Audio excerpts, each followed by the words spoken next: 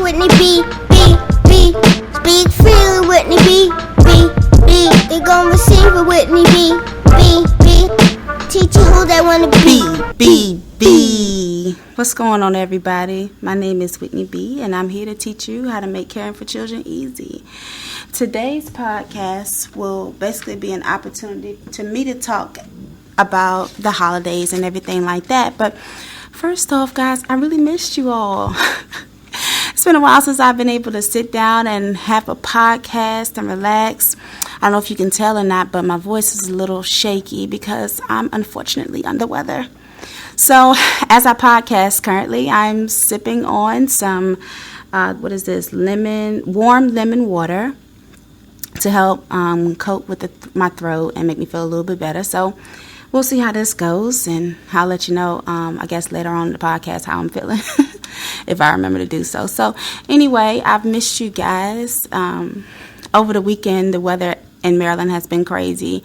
1 minute it's cold, next minute it's warm, and it's hot, and it's breezy, it's this and it's that. So I think my poor body was just like, oh my gosh, too much going on.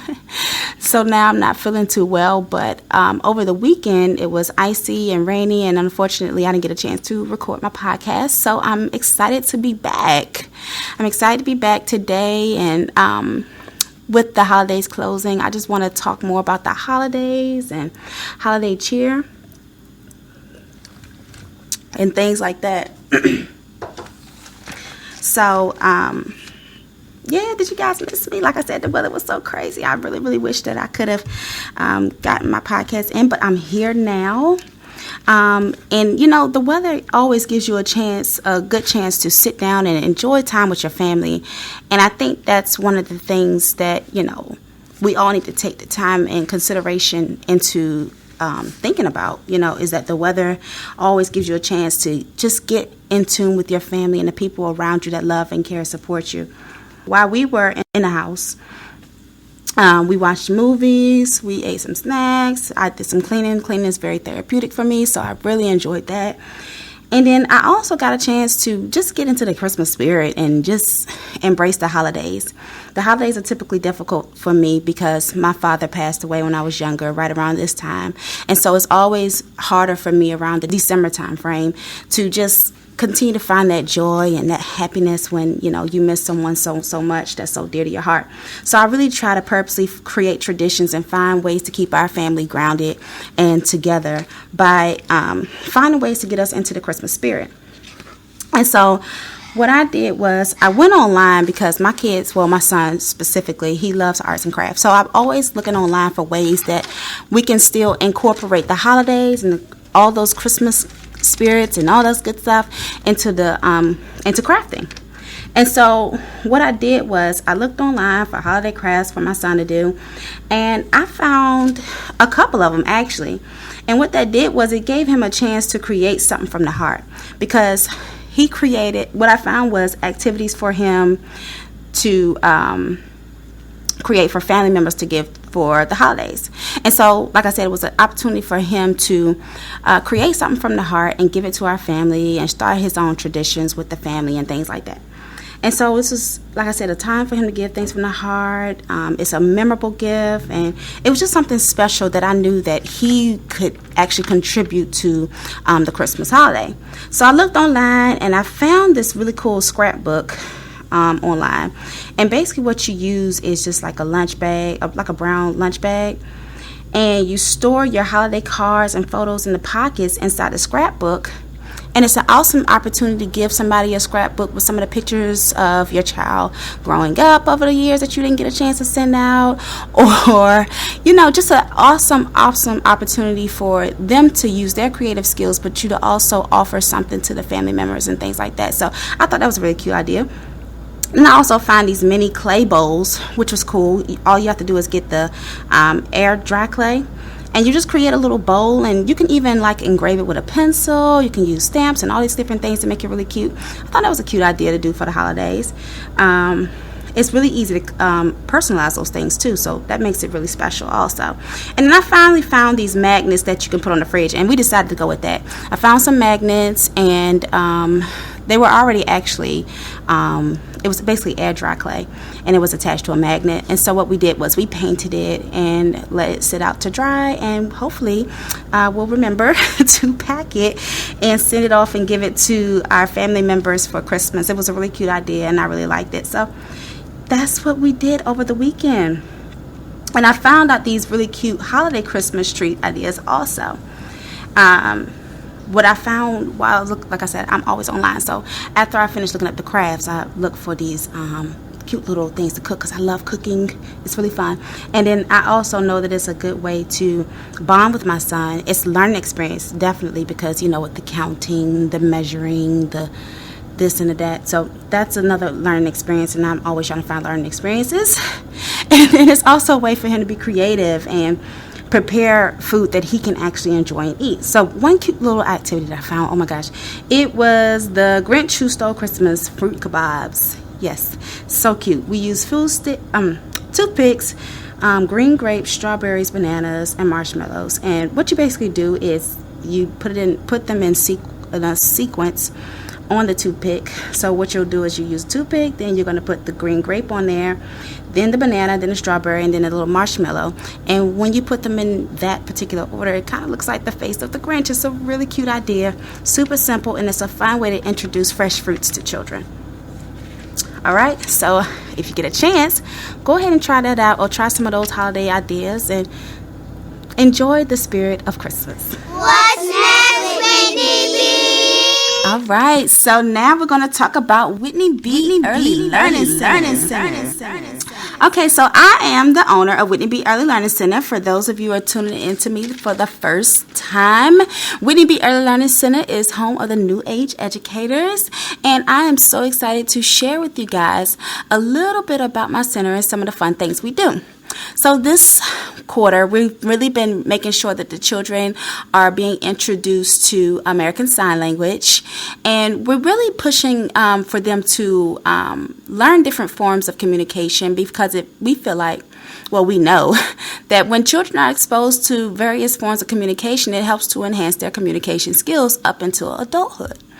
And so what we do is we use American Sign Language as a way to communicate regularly throughout the classroom. We typically do simple commands, we do phrases and colors, and we even do our beginning circle time in American Sign Language. This gives children an outlet. It gives them an opportunity to talk and communicate their feelings in another way. Because sometimes it gets difficult for them. Sometimes they don't know the right words and don't know the right things to say.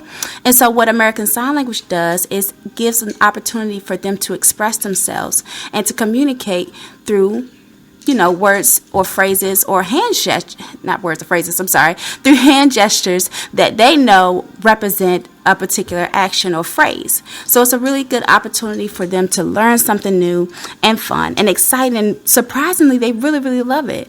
So yeah, that's what we've been doing this quarter. Spending a lot of time doing that. The results of it has been amazing. I'm so proud of these children. Like, they've come to be able to speak in full sentences in American Sign Language, and it's really cool. We've even walked on them speaking in sign language to one another, and it's the cutest little thing. They're like, no, you have to put your thumb on your chin to say mommy, and your thumb on your forehead to say daddy. It's the cutest thing, because they are now starting to recognize the differences in the hand gestures and what they mean and the significance of them. So it's an awesome learning environment here, and it's an awesome opportunity for children to be exposed to new things and learn the true value and meaning of language and communication skills. What's next, Whitney B? Teacher Talk. It's time for Teacher Talk. Okay, so Teacher Talk is a segment that I created. It's my way of venting, talking about things that are on top of my head, talking about things from a teacher's perspective that I'm interested in, or that I find different or amazing, or whatever I'm feeling at the moment. And so today's Teacher Talk will basically talk about the phrase, I don't have the support, or such and such doesn't support me, so I don't think I'll be able to do this. And it's very saddening for me, because I just feel like sometimes, people place the opinions and thoughts of others heavily on themselves, and they believe that the thoughts and opinions of others is what shapes their destiny. This is not true. This is not true. And I really wish, as for us as educators especially, I want for each of us to tap into our unique abilities and gifts. Because once we tap into our abilities and gifts, we create a totally different environment for our classrooms. When we create those type of environments for our classroom, our children are more inclined to learn things because we're tapping into a gift that we naturally have. So whether or not anyone else supports you or does this or does that, at the end of the day, if you're going after your dreams, and you're not necessarily your dreams, but if you're going after something that you're interested in, you're going after something that you find intriguing and you know, something that just really, really makes you happy, then it will definitely be something that the children can feel, definitely be something that the children can see in the classrooms. It'll benefit them in the long run. They go off of your energy. So if you're an educator that comes in and you're prepared and you like the work that you do and you're excited about the work that you're doing, you're doing the work that you like to do, not just standard teaching the way someone tells you to teach. You're teaching from your heart, you're teaching from your gift, you're teaching from something that you're comfortable with. The children can tell, and the experiences within the classroom will show. The results from the children will show. The parents will be happy. It just basically creates an environment of empowerment. So I really, really strongly encourage you educators out there that if someone doesn't support you, so what? At the end of the day, I want you guys to focus on creating a better environment for these children so that we can ensure that they are prepared for the future, because in all actuality, they are our future. What's next, Whitney B? All right, so since it's been a couple days since I've been on and everything like that, I want to do something different today, something a little different. I want to talk to you guys about my top 3 things to leave in 2016. Now, with the holiday getting ready to end and be over with, it's time to go into a new year, and I just want us all to start off on the right track and start preparing for 2017 right now. We don't have to wait for it to come to be prepared for it. You should already have some type of foundation for where you see yourself going, how you're trying to get there, and what is not going to stop you from being there. So what I want to do today is talk to you guys about the 3 things that I want to encourage everyone to leave behind in 2016 in order to prepare you to propel yourself into a better 2017. All right, so my top 3 things, me personally, that I am going to take to leave in 2016, and I encourage you guys to leave in 2016 as well, is negative self-talk. All right, you have to learn to tell yourself positive things about yourself and look for the positive within yourself. Regardless of what the situation may seem or what is actually going on around you, you have to remember to instill in some positivity within yourself by creating positive self-talk about yourself. You know, I think a lot of times we don't give ourselves enough appreciation for the things that we have done. We're always looking at what we haven't done or what we haven't accomplished or what we haven't achieved. But if you take a time out to actually look at how far you've actually come, you can actually sit back and, you know, appreciate the things that you've been through and have gratitude towards yourself for how far you've come. So I think that's an important piece to leave back in 2016 is negative self-talk. No more doubting yourself. No more thinking that you aren't enough, because you are. So let's leave behind the negative self-talk in 2016, okay? The next thing are boundaries and limitations. There are none. There aren't any. Sorry. There aren't any boundaries. There aren't any limitations. Anything that you're wanting to achieve or go after in your life, I'm a firm believer that it's possible. It's possible. All you have to do is put the work in and, you know, show up and be consistent and go for what you want. So in 2016, we are no longer setting boundaries and limitations on ourselves. We're going to just go for it.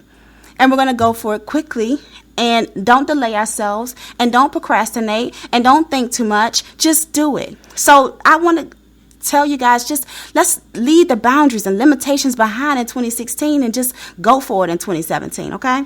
And the third thing that I want to say that you need to leave behind, and I need to leave behind in 2016, I've already left them behind, but I'm going to tell y'all to leave them behind too, is negative people and things that distract you from your goal.